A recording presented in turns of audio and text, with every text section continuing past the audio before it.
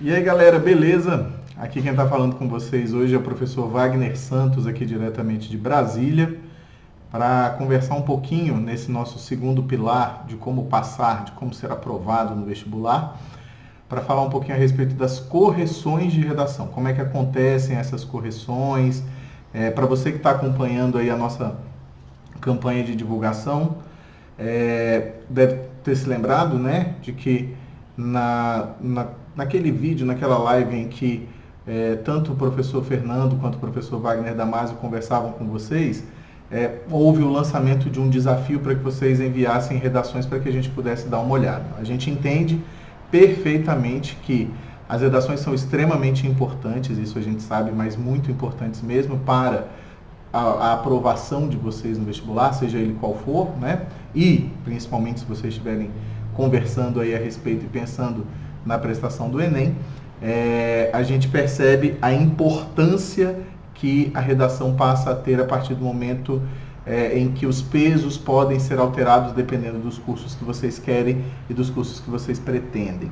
Então hoje a gente vai falar um pouquinho a respeito dessa correção, né, como é que se faz uma correção de redação. Eu separei 3 redações das que foram enviadas, dei um trabalho para fazer essa separação, porque eu tinha que escolher as 3 que atendessem às nossas necessidades aqui, então eu acabei fazendo a leitura das 50 redações que foram enviadas e foi difícil escolher as 3 melhores porque os candidatos eram fortes, né? Então, hoje eu trouxe aqui 3 redações, não vou comentar com vocês, obviamente, o nome do autor de cada uma dessas redações, e aí a gente vai conversar a respeito dessa correção.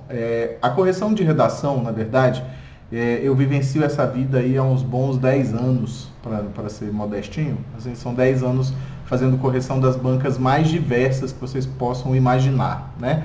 A correção do Enem, fiz correção de outras bancas que a gente não comenta muito, mas a gente foi adquirindo nesse caminho, né? Fui adquirindo nesse caminho o conhecimento e o entendimento de uma correção de banca. Por quê?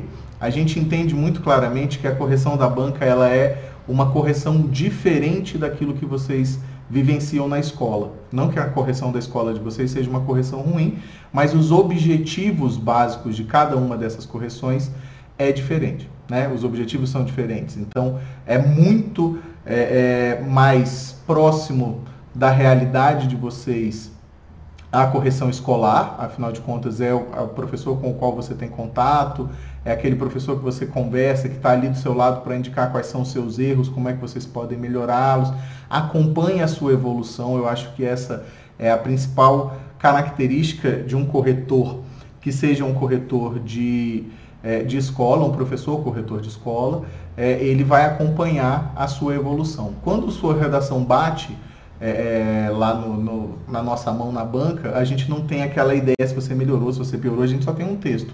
E é esse texto exatamente que a gente tem que avaliar. E esse texto, obviamente, vai ser avaliado a partir de critérios. Esses critérios são variáveis e aqui no Estratégia nós trabalhamos com as grades de cada uma das universidades, que a gente oferta, né, cursos preparatórios para o vestibular dessas universidades.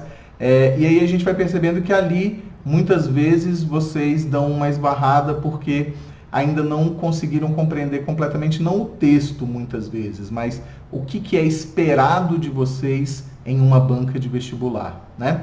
Então, para a gente começar, vamos dar uma olhadinha aqui. A nossa ideia hoje aqui é como se corrige uma redação, né? Eu vou falar com vocês exatamente como é que se faz a correção de uma redação. Eu trouxe, como eu disse para vocês aí, 3 redações para que eu faça a correção com vocês aqui, vou ler junto com vocês, vou apresentar os comentários que precisam ser apresentados, né, indicar as estratégias que foram extremamente positivas, uma ou outra coisa que precisam ser modificadas, mas o objetivo é fazer com que você entenda como funciona a cabeça de um corretor. A cabeça de um corretor funciona de uma forma muito diferente da cabeça de um professor que está corrigindo a sua redação na escola. A verdade é essa. Por mais que na escola muitas vezes a gente tente aproximar essas duas realidades, mas as realidades e os objetivos são diferentes, né? Na escola eu preciso te ensinar.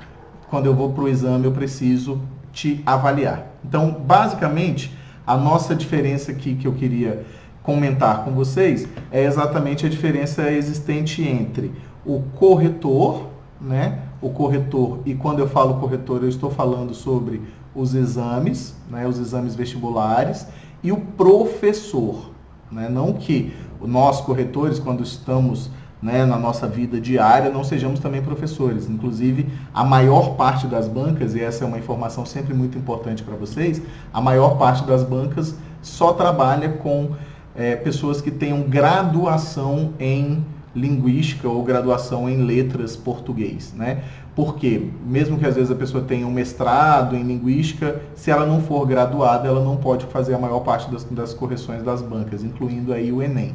Então, o professor, quando eu digo professor aqui no nosso slidezinho, eu estou me referindo exatamente àquele que está na escola, né? Aquele que está ensinando você a escrever. Tem essa diferença, né? Então, eu tenho o corretor que se preocupa com os exames e eu tenho o professor que se preocupa em te ensinar lá na sua escola. Isso vai render para a gente o seguinte: nós temos uma correção pedagógica, que é exatamente aquela que é feita na escola. E aí, esse professor, por meio dessa correção pedagógica, ele consegue ir acompanhando quais são os seus erros, ele consegue acompanhar você de forma mais pessoalizada. Porque, afinal de contas, na maior parte dos lugares, você tem sempre o mesmo corretor para aquela determinada turma, para aqueles determinados estudantes. Uma coisa que a gente não consegue ter, um controle que a gente não consegue ter na hora que a gente está falando sobre correção nos exames. Nessa correção de exames, o que a gente tem? O que a gente chama de correção avaliativa. A correção avaliativa, na realidade, ela está relacionada diretamente a essa correção que é feita nos exames vestibulares que vocês prestam, incluindo aí, por mais que não seja necessariamente um exame vestibular, mas incluindo aí o Enem, né? Então, a gente tem essa relação de que a nossa correção naquele momento é preocupada em avaliar os aspectos que foram indicados pela banca. A gente abre mão de daquilo que a gente pensa, daquilo que a gente entende muitas vezes como bom ou ruim. Esse é um grande ponto e uma grande luta dos corretores. Eles têm que abrir mão daquilo que eles pensam ideologicamente, de forma completa na sua vida, para se focar no conhecimento redacional, para se focar no conhecimento linguístico que aquela redação está apresentando ali naquele determinado momento. Então, isso é muito importante de você pensar. Esse corretor, ele vai te avaliar, ele não vai te ensinar, o seu professor ensina. Eu coloquei aqui embaixo essa correção mista, né, essa indicação de uma correção mista. Por quê? Porque quando eu me refiro a uma correção mista, é a correção que vocês têm aqui, por exemplo, da nossa equipe no Estratégia. Por que a gente diz que é uma correção mista? Porque, no final das contas, apesar de nós estarmos avaliando a sua redação e atribuindo a ela uma nota, nós estamos também indicando os erros de vocês, fazendo observações nas redações de vocês, para que você consiga fazer a produção de uma redação mais bem elaborada, de uma redação que alcance a nota máxima. O nosso objetivo é sempre esse, nota máxima, né? E aí, quando a gente avalia, a gente tem essa relação mista, tá? Então, a gente faz a avaliação a partir dos critérios da banca, pensando como a banca pensa, mas, ao mesmo tempo, a gente precisa indicar para vocês quais são os pontos em que vocês devem melhorar. Nossa equipe, ela é formada por vários corretores, então você vai perceber que a sua redação vai muitas vezes chegar corrigida por pessoas diferentes, incluindo eu, né? Pessoas diferentes, que também é interessante porque no exame vestibular, normalmente a sua redação é corrigida por duas pessoas diferentes, tá bom? Então, vamos seguindo aqui só para a gente entender, antes de entrar no suprassumo dessa nossa aula, né? Antes da gente entrar naquilo que nos interessa mesmo, né, que é vocês me olharem corrigindo uma redação, meu Deus, eu chego, estou nervoso para fazer essa correção, a gente precisa só entender o seguinte: quais são os fatores que são levados em consideração na hora que a gente está falando de correção de redação. Aí você pode estar me olhando e pensando assim, tá, Wagner, mas se cada uma dessas instituições apresenta uma grade de correção diferente, com preocupações diferentes, o que acontece? Como é que você vai me indicar quais são os fatores de correção? Na verdade, o que a gente percebe quando a gente olha para as grades variadas das mais diversas bancas preparatórias, né, de exames vestibulares. A gente percebe que nós temos valorações diferentes, ou seja, são atribuídos valores diferentes para cada um desses elementos. Então, tem banca que vai te penalizar por cada erro gramatical, tem banca, como acontece com o INEP e o Enem, né, que vai te penalizar pelo uso geral da linguagem, se é que vai penalizar ou vai te dar, ou seja, a parte do 200, a gente sempre diz isso no Enem, né, você já tem 200 pontos, a gente vai retirando. Então, apesar da gente perceber que existem maneiras diferentes de valoração e maneiras diferentes de apresentação desses critérios, no fundo, os critérios são sempre os mesmos. Os critérios são sempre apresentados da mesma forma, eles atendem à necessidade da avaliação de um texto de forma mais completa. Então, como é que a gente vai visualizar isso? Vamos dar uma olhadinha aqui. Basicamente, e aí eu vou ser bastante sincero, que eu gosto muito dessa nomenclatura que o Sebrasp se utiliza, nós separamos a sua redação em macroestrutura e microestrutura. Então, o que significa dizer que eu tenho uma macroestrutura?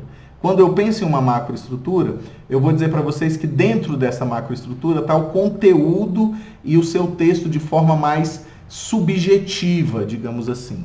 Como assim subjetiva? A macroestrutura trabalha muito com a parte das ideias do seu texto.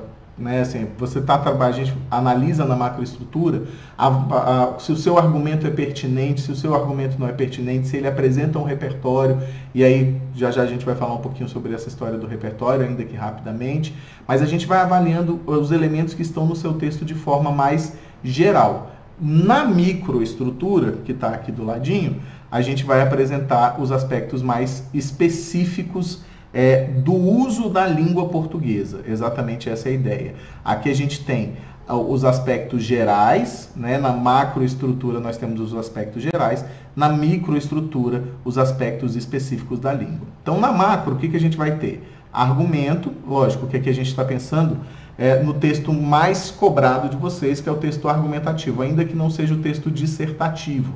Claro, existem muitos exames que hoje já cobram, fazem a cobrança que a gente chama de cobrança por gêneros, né? Tentando encaixar na vida do estudante aquele determinado gênero que está sendo cobrado. Mas ainda assim, a gente percebe, e a gente corrige, claro, dentro de cada um dos gêneros, mas a gente percebe uma preferência pelos textos argumentativos. Nós temos os argumentos sendo avaliados, o repertório sendo avaliado, aí você pode estar pensando agora, fala, Wagner, mas espera aí, repertório tem a ver com Enem. Eu sempre costumo dizer que das várias coisas boas que a redação do Enem trouxe para correção de redação e para a visão das bancas a respeito da redação, está o repertório. Por quê? A gente chama de repertório de forma geral aquilo que a gente sempre chamou de base argumentativa. O que é uma base argumentativa? É exatamente aquela parte que tira o seu argumento do senso comum. Então, a gente, via de regra mesmo, assim, muito, muito claramente, a gente avalia qual é a fundamentação que o seu argumento tem. É mais ou menos como se a gente pensasse que realmente é você que está argumentando, óbvio que é você que argumenta, mas esse argumento precisa encontrar uma fundamentação para retirá-lo daquela ideia do senso comum, tá?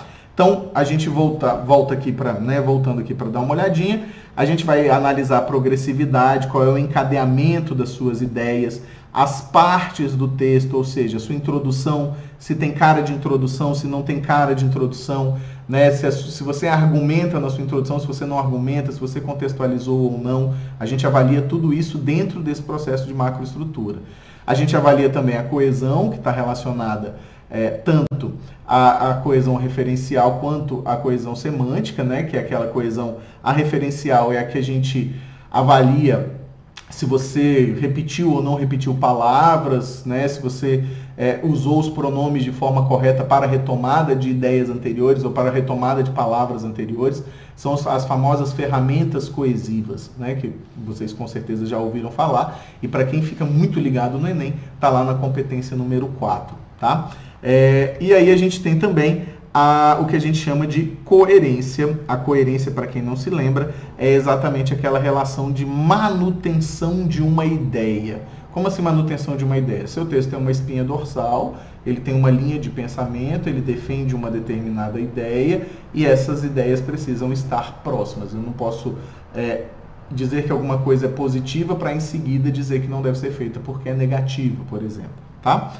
No nosso aspecto, apertei o botão errado, no nosso aspecto de microestrutura, nós temos os aspectos gramaticais, claro, né, norma culta, nós temos o vocabulário, qual é o seu vocabulário, e a gente trabalha com acentuação. Aí aqui algumas vezes a gente vai encontrar cobranças que estão relacionadas de forma um pouco diferente, a qual o valor que cada uma dessas estruturas, cada um desses aspectos vai apresentar. Tá? Então, muitas vezes a gente vai perceber que se cobra isso, se penaliza isso, só que de maneiras diferentes. Isso pensando como banca. Quando a gente chega para corrigir uma redação de um determinado vestibular, a gente recebe uma resposta esperada, a gente tem lá um manual que indica o que vai ser considerado ou não erro, até porque a gente sabe que em alguns aspectos gramaticais, como por exemplo a regência, nós temos várias visões de gramáticos conhecidos e que apresentam ideias diferentes, tá? Então, vamos passar aí para o que vocês tanto esperavam? Vamos dar uma olhadinha aqui nas nossas redações enviadas para o caminho da aprovação. É o nosso objetivo hoje, mostrar para vocês como é que a gente vai fazer essa correção, como é que essa correção é feita, né? Indicando aqui, claro, falado, não escrito nesse momento, mas os comentários e dizendo por que cada uma das partes deve ser pensada dessa forma ou não. Vamos lá. Vocês vão perceber que eu precisei dar uma separadinha, né, na redação para que a gente pudesse crescê-la e aí poder trabalhar com vocês de forma mais clara. Então aqui a gente tem um tema que é a justiça com as próprias mãos no Brasil do século XXI, tá? Um tema bastante Enem. Na verdade, a maior parte das redações que foram enviadas nesse processo que a gente fez foram redações com características do Enem.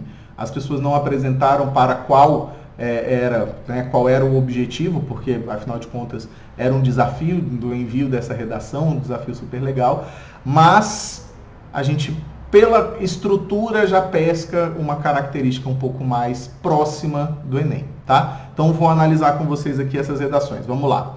O filósofo francês Sartre defende que cabe ao ser humano escolher o seu modo de agir, pois ele seria livre e responsável. Aqui o que a gente vai ter, galera? Nesse momento aqui, eu como avaliador olho para cá e vejo que foi escrito o que nós chamamos de uma contextualização. Tá? Então isso aqui é uma pequena contextualização inicial. Não é o tema ainda. Ela vai apresentar o tema para o leitor, que nesse caso sou eu, que nesse caso é você, mas que pensando de forma muito específica seria o seu examinador, né? O objetivo é sempre para o nosso examinador, é escrever o melhor que esse examinador possa ler naquele momento, tá? Então, boa contextualização. Vamos ver se ela se encaixa direitinho no restante da redação. No entanto, percebe-se a irresponsabilidade da sociedade quando se observa a prática da justiça com as próprias mãos no contexto atual brasileiro. Nesse sentido, então aqui o que acontece? Vamos trocar a cor. Neste momentinho aqui, a gente tem a apresentação do tema, tá? E já digo para vocês que nós temos uma indicação da tese. Qual seria essa indicação da tese? Na hora que a pessoa fala, percebe-se a irresponsabilidade da sociedade quando se observa a prática da justiça com as próprias mãos. Ou seja, isso aqui já tem a tese clara. Eu sempre defendo, e vou morrer defendendo isso, a sua tese precisa estar clarificada na sua introdução, para facilitar o meu trabalho como corretor da sua banca. Não o meu trabalho como corretor aqui no Estratégia, mas o meu trabalho como corretor de banca. Se eu sei qual é a sua tese, se eu já entendo qual o ponto de vista que você vai defender, isso a gente logicamente está falando de um texto dissertativo argumentativo, né? E se eu já sei o que você vai defender, e isso se aplica também, claro, a outros gêneros argumentativos, eu posso avaliar melhor o seu argumento, porque eu já vou saber se aquele argumento que você vai apresentar em seguida, se ele consegue ou não consegue se encaixar na sua tese, se ele consegue ou não consegue fundamentar a sua tese. Beleza? Vamos dar uma olhadinha lá então? Continuando? Aqui a gente vai continuar e pensar o seguinte: nesse sentido, é preciso que estratégias sejam aplicadas para alterar essa situação, que possui como causas a insuficiência de leis e a falta de debate.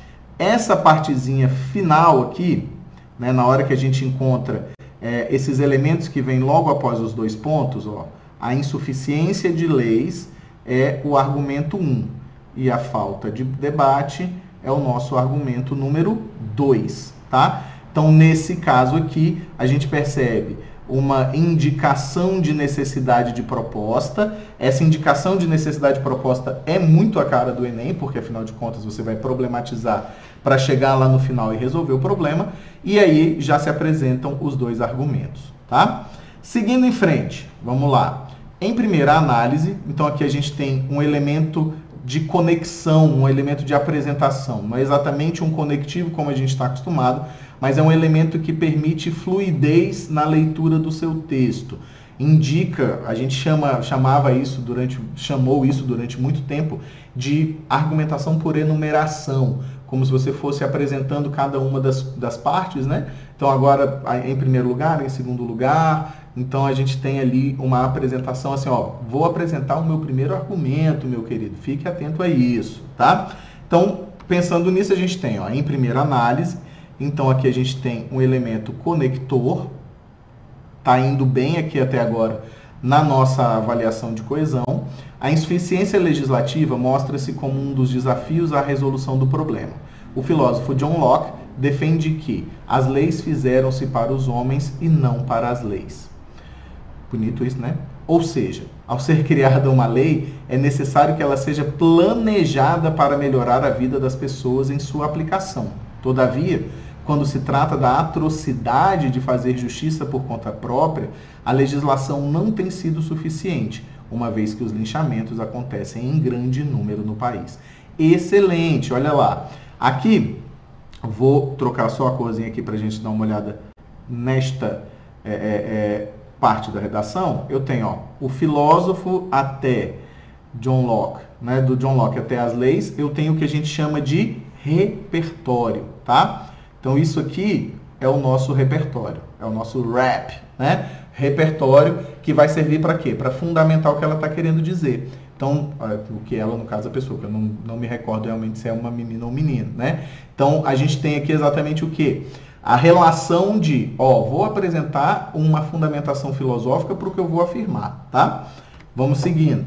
Ou seja, ao ser criada uma lei, então o que acontece nesse ao ser criada uma lei? Daqui até este pedacinho, nós temos a produtividade do repertório. O repertório está sendo explorado. Então, aqui eu vou dizer que eu tenho a exploração do repertório. O repertório é explicado para o leitor, né? Na verdade, o leitor não pode inferir absolutamente nada. Se eu coloquei esse repertório, por que eu estou colocando esse repertório? Por que eu estou falando exatamente essas coisas? Né? Isso é muito importante da gente sempre pensar. O nosso repertório, ele não vale por si só. Não é só de estar ali que vale. Não.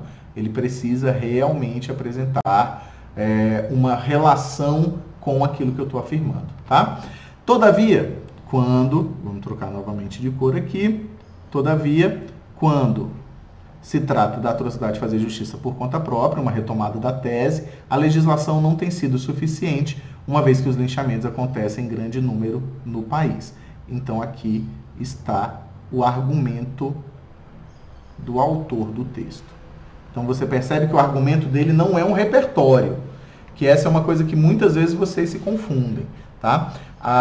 O argumento é o que ele afirma, o repertório sustenta o que ele afirma.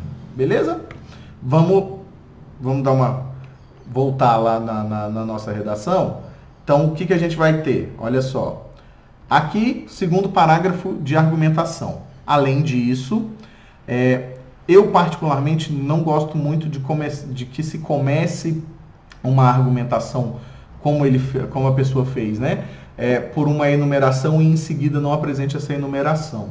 Eu acho que você pode ficar atento sempre a isso. Se colocou em primeira análise, em segunda análise, em um primeiro momento, em um segundo momento, né?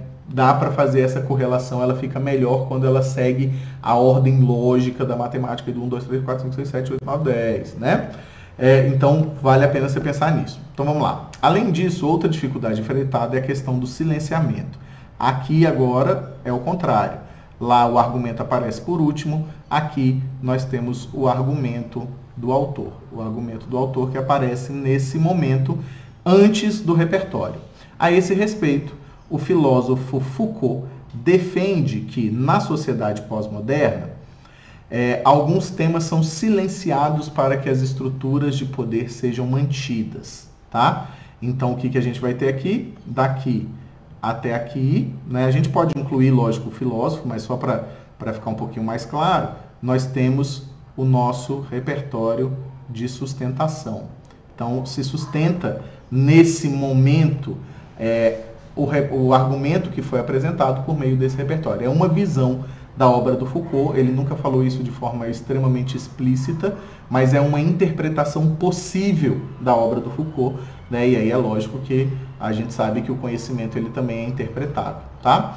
De maneira análoga, observa-se uma lacuna no que se refere ao debate sobre as devidas ações precipitadas e ilegais, que tem sido silenciada, tá? Aqui, na verdade, a lacuna tem sido silenciada, tá? Causa um pouquinho de estranheza, mas dá para a gente compreender o que a pessoa está falando, né? Poderia ter sido escrito de uma forma um pouco mais clara, porque o que tem sido silenciado é exatamente o debate, então tem sido silenciado, né? Mas a gente ainda consegue entender e tem um errinho também, né? Afinal de contas, eu não trouxe para vocês redações que são perfeitas, são redações muito boas, mas que, claro, apresentam alguns pequenos problemas e, como vocês perceberam até agora, é o primeiro comentário de problema que eu faço com vocês, né? Então vamos lá. Assim, sem diálogo sério e massivo sobre as consequências dessa problemática, sua resolução é impedida, tá? Então a gente não consegue resolver o problema porque a gente não esse problema é silenciado. Aqui no caso, é exatamente aquele momento, como eu disse para vocês, é a hora que a gente torna produtivo o repertório, que é a hora que a gente aproxima o repertório da nossa argumentação. Tranquilo? Vamos lá em frente? Vamos passar para a conclusão do nosso texto? Vamos lá. Portanto, medidas devem ser tomadas. Então, uma introdução de conclusão. Então, aqui a gente vê, né, que a gente tem um conectivo que introduz conclusões. Medidas devem ser tomadas. A gente percebe que vai ser apresentada uma proposta. Eu sempre recomendo que vai escrever proposta, diz que vai colocar essa proposta, tá? Logo, é essencial que representantes políticos da esfera municipal, então, perceba aí o que ela está querendo dizer, ó. A pessoa está querendo dizer que representantes políticos da esfera municipal e líderes de bairro, então, daqui, é assim que a gente faz a sua correção lá, ó. Até aqui, a gente tem o agente desta proposta. Mobilizem a população a elaborar, então, vai rolar uma mobilização da população, então, mobilizem. Aqui eu já passo a ter a ação, a elaborar cartas de denúncia e abaixo assinados. Então, aqui eu tenho a ação da minha proposta por meio de apoio e estímulos. Então, aqui eu tenho o meio, como é que isso vai ser feito, como é que essa ação vai ser realizada, tá? Aí eu tenho, ó, em prol da real aplicação das leis, né? Visando. Então, aqui, quando ela bota esse em prol aqui, eu passo a ter o efeito da minha ação, fazer com que essas leis sejam aplicadas. Vejam bem que a gente já tem aqui 4 dos elementos necessários numa redação do Enem, né? Aqui eu já tenho 4 desses elementos, tá?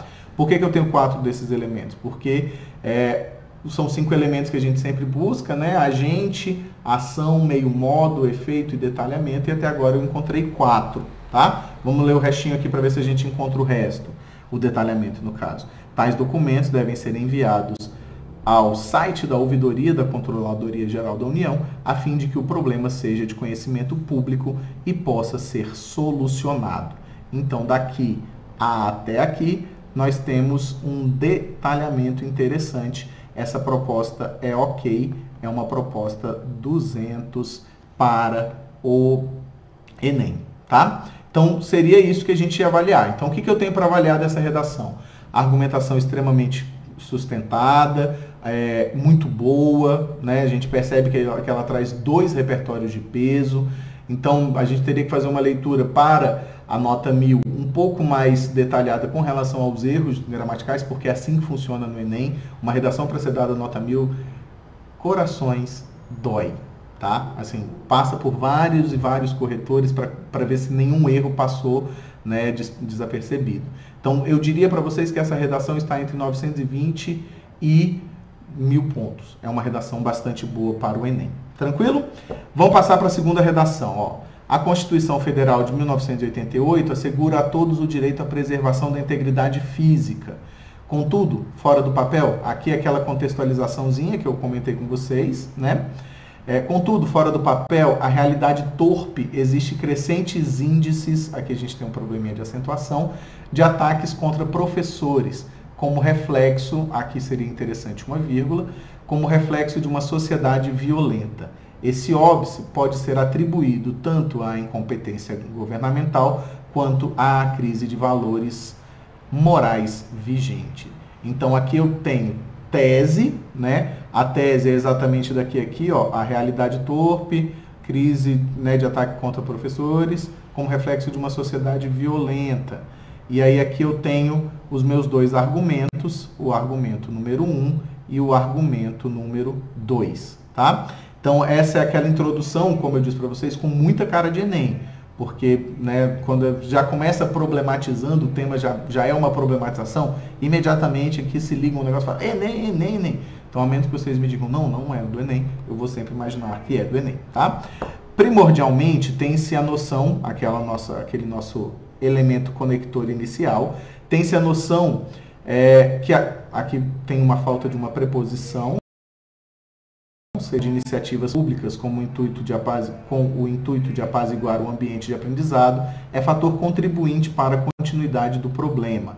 Então, aqui a gente começa a ter já o argumento do nosso aluno, tá? Então, aqui é o argumento desse aluno.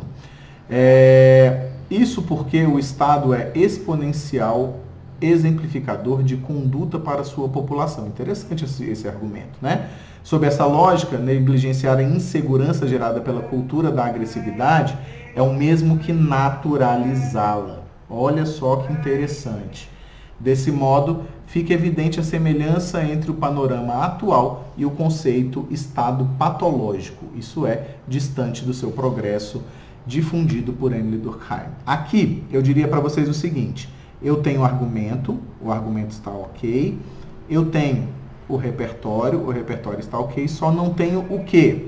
Eu só não tenho o aprofundamento, ou seja, eu não tenho a exploração mais profunda do repertório. O que seria essa exploração mais profunda do repertório? Seria explicar exatamente como é que esse pensamento do Durkheim consegue se aplicar ao meu argumento. É aquilo que aquela primeira redação conseguiu fazer de forma mais tranquila, né? Botar para conversar repertório e argumento. Aqui, então, a gente já começa a ter uma perda de produtividade desse repertório. O argumento é muito bom, o repertório também é bom. Faltou só juntar as duas coisas. Vamos lá, seguindo em frente. Ademais, não se assustem, gente, isso não é um acento, tá? É uma perninha da palavra de cima, assim como esse outro pedacinho aqui. Ademais, é de suma relevância destacar as questões éticas odiernas como fomentadoras do entrave. Então, aqui, mais uma vez, eu tenho a apresentação de quê? De argumento. Uma vez que o corpo social não prioriza o respeito ao próximo, aí aqui precisaríamos de uma vírgula. Estou fazendo a correção mais por cima, tá, gente? Mas até agora, pelo que eu percebo, não passou nada.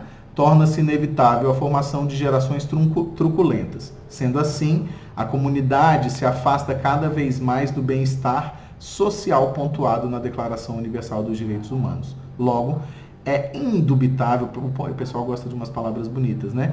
A urgência de transformar os valores morais contemporâneos para garantir aos educadores melhores condições de trabalho. Então, aqui a gente percebe que a gente teve um repertório que também não foi explorado. Então, neste caso desta redação em específico, eu diria para vocês que a gente tem um problema na exploração do repertório.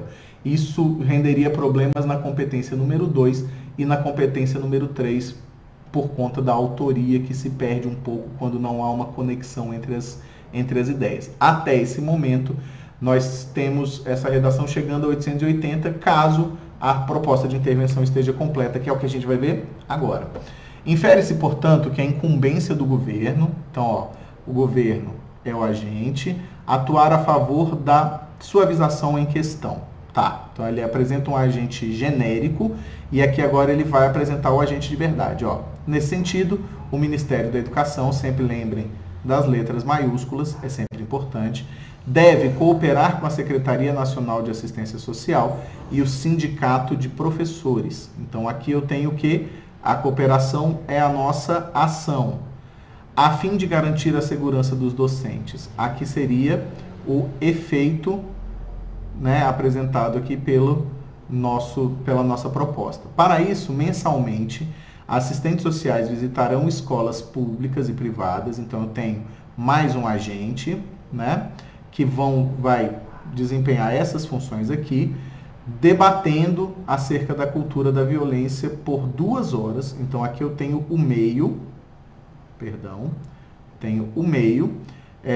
por 2 horas com o propósito de reverter a deficiência de valores morais. Então aqui tem bem específico, né? Por 2 horas, né? Com o propósito aqui mais um efeito. Ainda assim, esse por 2 horas é um detalhamento que precisa ser melhorado. É pouco detalhamento. Então, eu diria que o único elemento que falta aqui é detalhamento, fazendo com que essa proposta fique em 160. Ficou em 160, significa dizer que a redação, como a gente já tinha visto, que já tinha perdido na competência 1, 2 e 3, agora perde na 5 também, então seria entre 800 e 840. Beleza? Seguindo em frente para a nossa última correção, de acordo com Aristóteles, a base da sociedade é a justiça. Mais uma contextualização. O povo gosta do Aristóteles, né?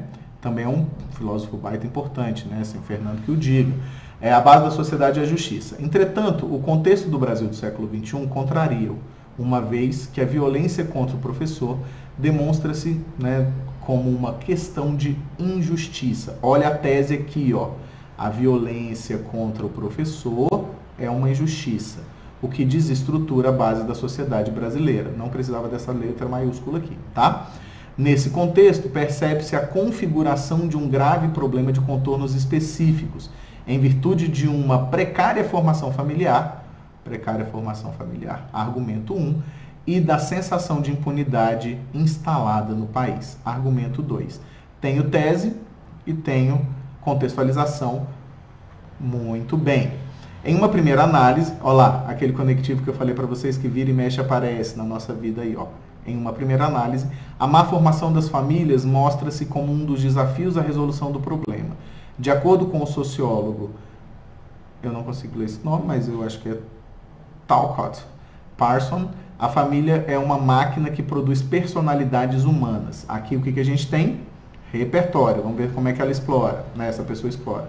Por essa ótica, a problemática das agressões verbais ou físicas contra os professores apresenta-se como um pensamento passado de geração em geração. Ótimo! Aqui o que eu tenho? Tenho exploração. Nesse momento eu tenho a exploração do argumento, do repertório que foi apresentado, de geração em geração, o que dificulta seu extermínio por forças externas. É pesado, hein, gente?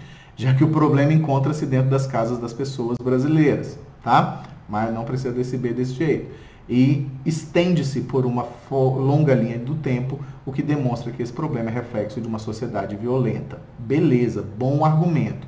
Eu só senti um pouquinho mais de falta de autoria. Em que sentido? Do argumento do autor. Né? O autor desse texto precisa deixar um pouco mais claro qual é o seu argumento. Tem uma boa explicação do repertório, a gente consegue inferir qual é o argumento dele, mas ele precisa se posicionar um pouco mais. Então fique atento a isso. O posicionamento é seu. O repertório vem só para quê? Para fundamentar as ideias, tá bom? Então vamos seguindo. Em segunda análise, aqui ela consegue fazer a correlação perfeita. A sensação de impunidade apresenta-se como outro fator que influencia na dificuldade de efetivação dessa grave questão. Nessa perspectiva, aqui ela apresenta, né? Eu tenho ela, quando eu digo a pessoa, tá, gente? Argumento do autor aqui, tá? Influencia nessa perspectiva a máxima de Martin Luther King, de que a injustiça num lugar qualquer é uma ameaça à justiça em todo lugar, cabe perfeitamente. Desse modo, tem-se como consequência a generalização da injustiça e a prevalência do sentimento de insegurança pelos docentes no que tange às agressões contra os professores.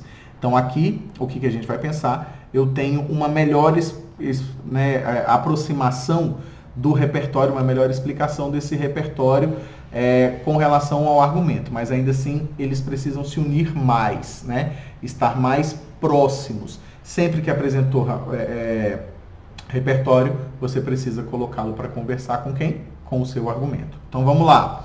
Por fim, né, é evidente, portanto, que tais entraves precisam ser solucionados. Para esse fim, é necessário que o Ministério da Justiça, o agente aqui, e o Ministério da Saúde, segundo agente, juntos, realizem duplamente.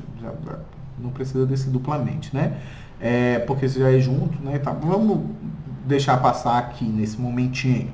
Realizem duplamente ações de punição e de atendimento psicológico aos agressores e às vítimas. Aqui eu tenho o quê? A ação. Enquanto este se daria em postos de saúde por meio do acompanhamento, aqui o meio. Isso aqui é um início de detalhamento, tá? De um profissional especializado em tratamento pós-trauma. Aqui nós teríamos um hífenzinho. Aqui ele aconteceria por meio da agilização dos processos já abertos, a fim de garantir que o cenário de impunidade seja modificado. Aqui vai faltar o que a gente precisa tem detalhamento, né? Porque ela detalha o argumento, o meio com esse de um profissional especializado, mas a gente precisa necessariamente de um efeito que seja mais específico. O Enem tem esse probleminha. Então falta um efeito específico. Automaticamente, essa passa a ser uma conclusão 160. Eu diria para vocês que essa redação também vai girar entre os 840 e os 800 pontos, que é uma pontuação bastante boa, né, quando a gente pensa. Claro, a gente sempre quer alcançar o 1000, a gente quer tirar o 1000, a gente quer necessariamente alcançar o sucesso completo, né? Mas nem sempre uma redação com nota 840, 880 é uma nota ruim. É porque quanto mais alta a nossa nota, mais vai ficando difícil que a gente consiga alcançar aquele patamar mais alto. Tá bom? Então, eu queria muito agradecer pela atenção de vocês hoje. Espero que vocês tenham entendido, ainda que mais ou menos, como é que funciona essa nossa correção, né? Não a nossa correção de estratégia, mas a correção dos exames vestibulares de vocês. E vai ser um prazer imenso ter vocês conosco. Vem ser coruja com a gente, vem caçar a sua aprovação no vestibular. Valeu, gente! Um beijo, um queijo e até a próxima!